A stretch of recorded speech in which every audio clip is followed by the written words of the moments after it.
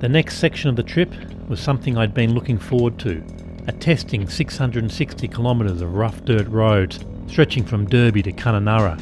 The Gibb River Road takes one through the remote Kimberley region, known for its numerous Aboriginal art sites and spectacular scenery. I'd added some knobby tyres to my bike and Broome and was looking forward to seeing how my suspension modifications would hold up in such a gruelling environment. The landscape changed soon after leaving Broome, boab trees and termite mounds.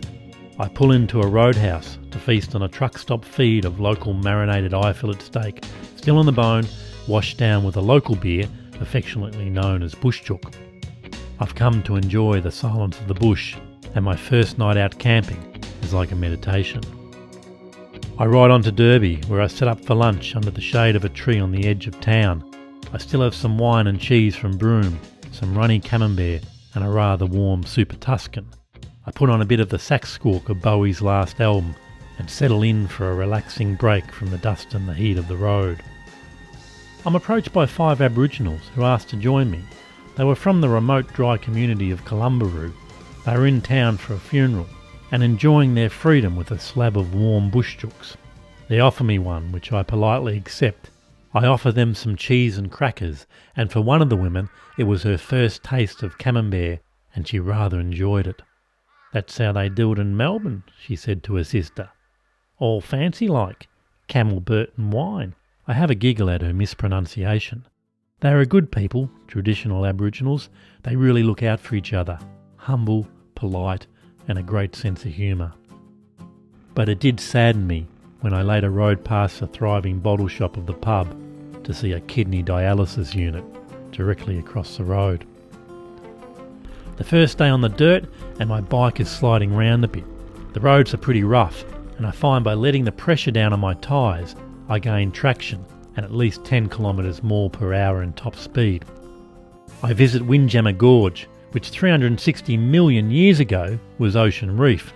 This was the period in time when fish started to grow legs and leave the water. You could see the skeletons of sea creatures on the rocks, and the pools were filled with freshwater crocodiles.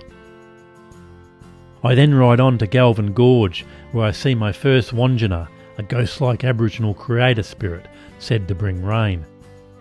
They are painted without a mouth, as it is said if they had one and could speak, they would be too powerful. I see a dingo on the side of the road. He didn't seem too scared of me. I'd had a few approach my camp at night, just to take a look.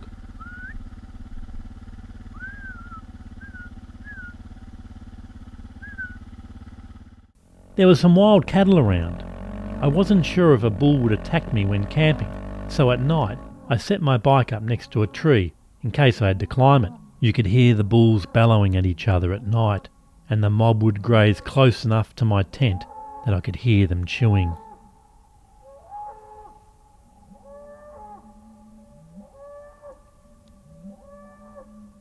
But I love it out here.